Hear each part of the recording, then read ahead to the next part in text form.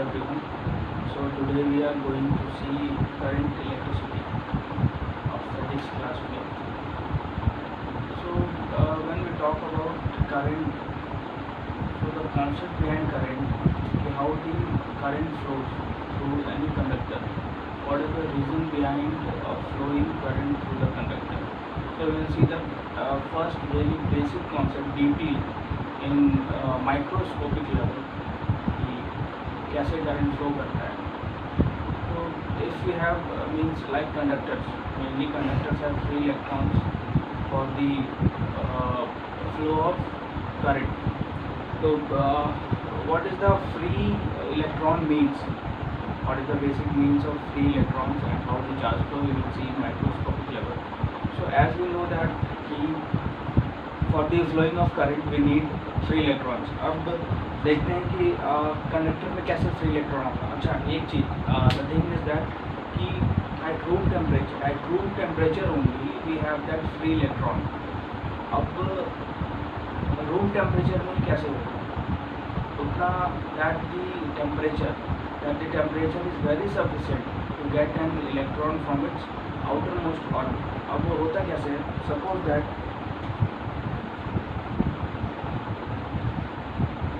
ये हमारा न्यूक्लियस है और इसके अराउंड मान लो यहाँ पे कोई इलेक्ट्रॉन घूम रहा है, यहाँ पे आउटर मोस्ट ऑर्बिट में इलेक्ट्रॉन घूम रहा है.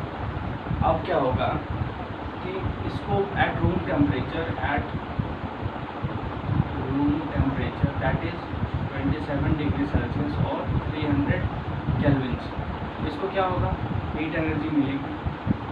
इसका एनर्जी बढ़ेगा और ये क्या करेगा, रोटेट होने लगेगा और इसकी एनर्जी क्या होगी, अगर मान लो थोड़ा सा और रूम टेम्परेचर बढ़ गया जो कि 27 डिग्री सेल्सियस है, अगर मान लो इसमें से थोड़ा सा और राइज होगा तो क्या होगा, मीन्स अगर थोड़ा सा भी डिग्री राइज हो, फ्रैक्शन में भी अगर राइज हो तो क्या होगा, इसका एनर्जी और बढ़ेगा और ये अपना आउटर मोस्ट ऑर्बिट को छोड़ करके क्या होगा, इलेक्ट्रॉन तुम्हारा बाहर आ जाएगा.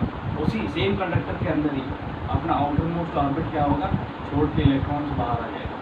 ठीक है, छोड़ के इलेक्ट्रॉन्स क्या होगा, बाहर आ जाएगा. अब यहाँ पर होता क्या है, अब सर फ्री इलेक्ट्रॉन तो अभी मिल गया, अब इसके आगे अब देखो, अब इसमें हज़ारों एटम्स होंगे, बहुत सारे एटम्स होंगे, बहुत सारे इलेक्ट्रॉन्स होंगे, तो सबका डायरेक्शन क्या होगा, कोई इस डायरेक्शन में जाएगा, कोई इस डायरेक्शन में जाएगा, कोई इस डायरेक्शन में जाएगा, कोई इस डायरेक्शन में जाएगा, कोई मान लो इस डायरेक्शन में जा रहा है, कोई मान लो इस डायरेक्शन में जा रहा है. और आपस में क्या होगा, जो पॉजिटिव आयन्स आपस में कोलाइड होकर के क्या होगा, फिर से डायरेक्शन चेंज होगा.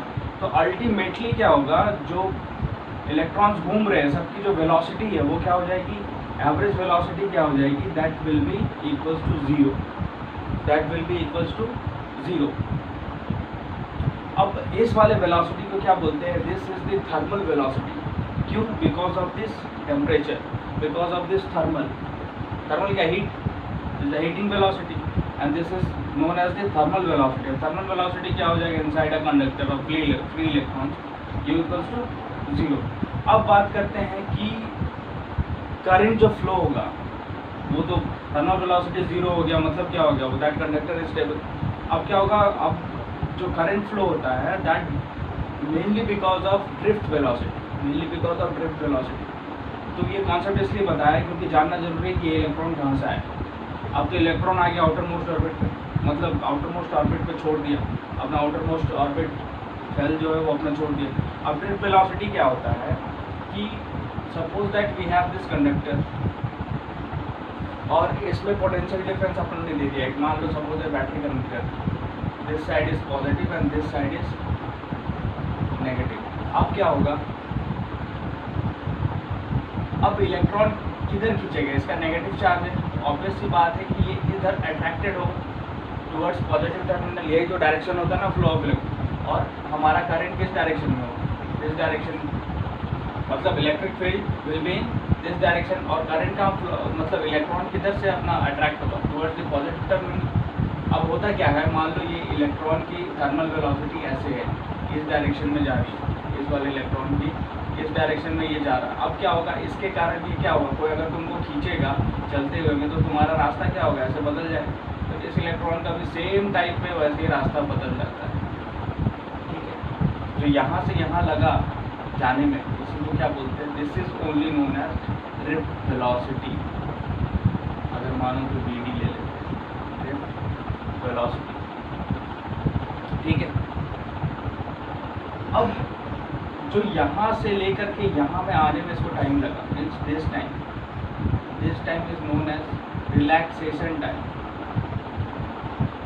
रिलैक्सेशन टाइम, इसको टाउ से डिनोट करते हैं।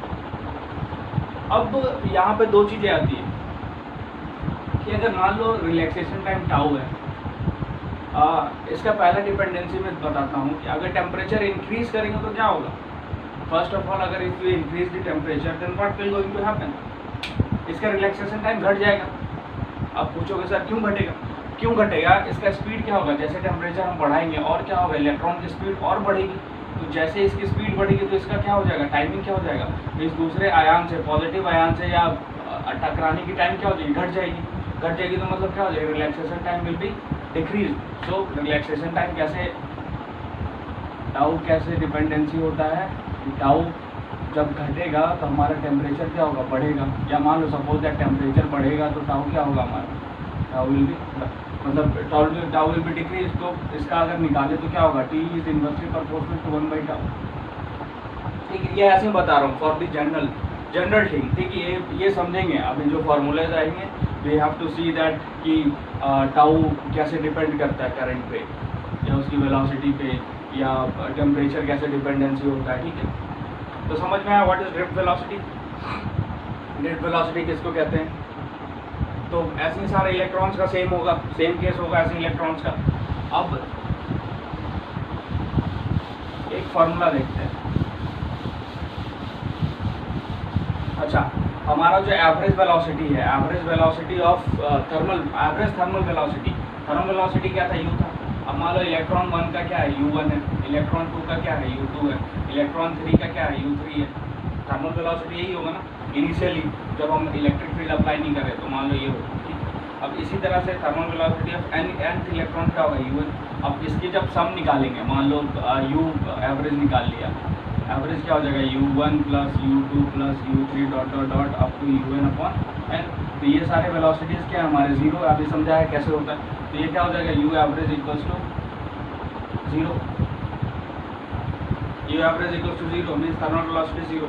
अब इक्वेशन ऑफ मोशन हमारा क्या था, what is the equation of motion, हमने पढ़ा था v equals to u plus at, यही पढ़ा था।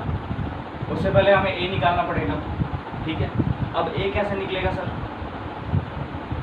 इन दोनों के बीच का means what is the force, दोनों के बीच जो फोर्स लग रहा है, फोर्स इक्वल्स टू क्या होगा, F equals to Q into electric field, यही होगा, Q इंटू इलेक्ट्रिक फील्ड।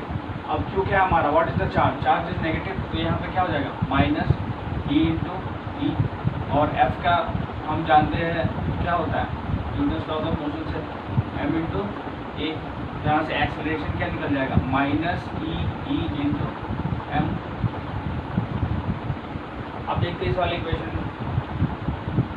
अब ड्रिफ्ट वेलोसिटी क्या था हमारा, v, and u is the thermal velocity, a is this e into E by m, and t is the relaxation time. वही time लगेगा ना यहाँ से इसको ऐसे ट्रैवल करने में, इस वाले डिस्टेंस, मतलब यहाँ से यहाँ आने में, this is the relaxation time.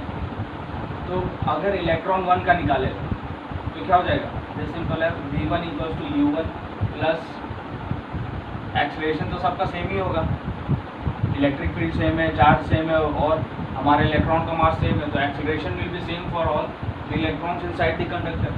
तो इसको क्या लिख सकते हैं, minus E M into tau one for the electron 1 relaxation time. उसी तरह से E2 का निकाल लेते हैं, V1 equals to U2 plus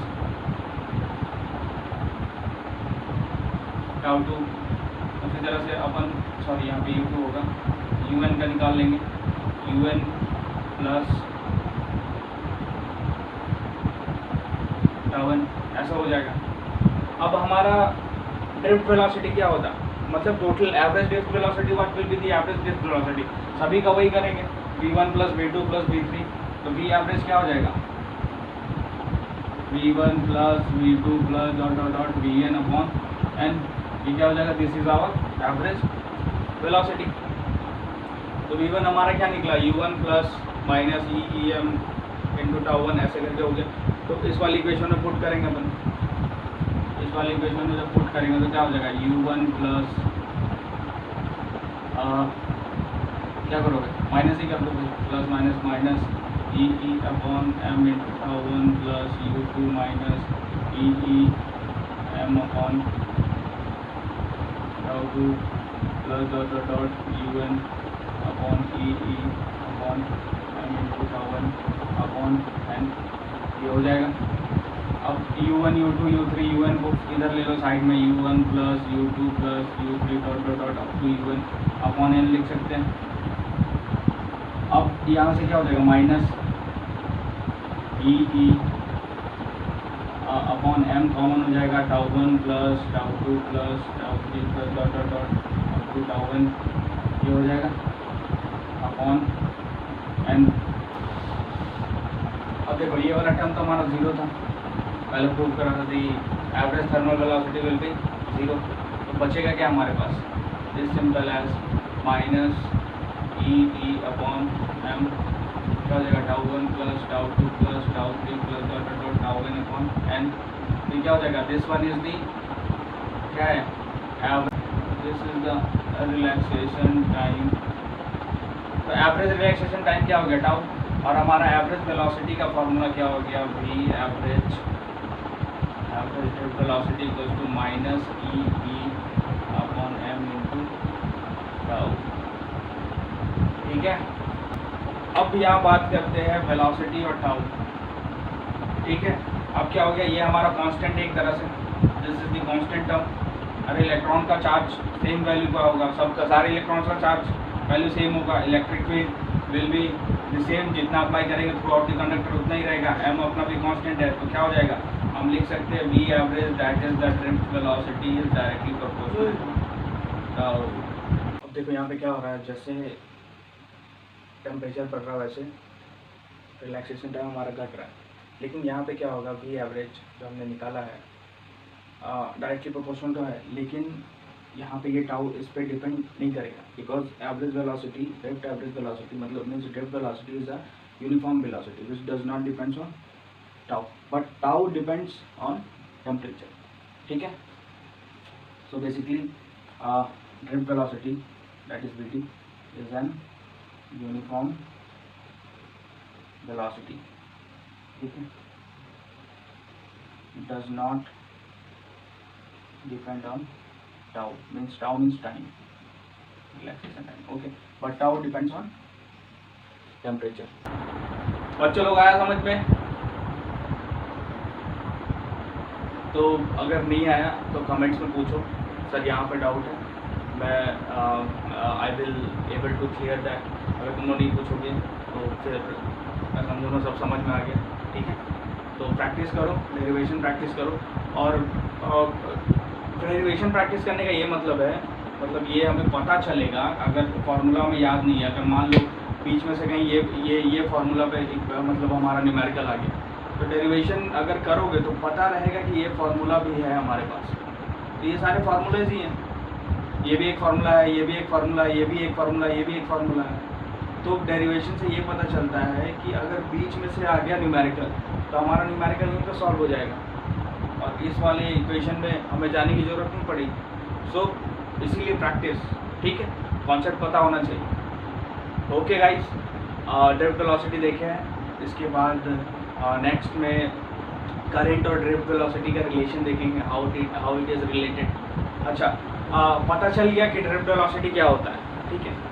अब ड्रिफ्ट वेलोसिटी की बात, अब जो भी कारण है करंट फ्लो का, इलेक्ट्रॉन फ्लो का, because of this drift velocity, अब क्या होगा कि अब करंट की क्या डेफिनेशन होगी, ये होगा ना, rate of flow of charge. Rate of flow of charge is nothing but current through out the conductor, तो वही होगा। तो करंट का डेफिनेशन क्या आ गया हमारे पास से, I इक्वल्स टू क्या हो जाएगा, rate of flow of charge Q upon T।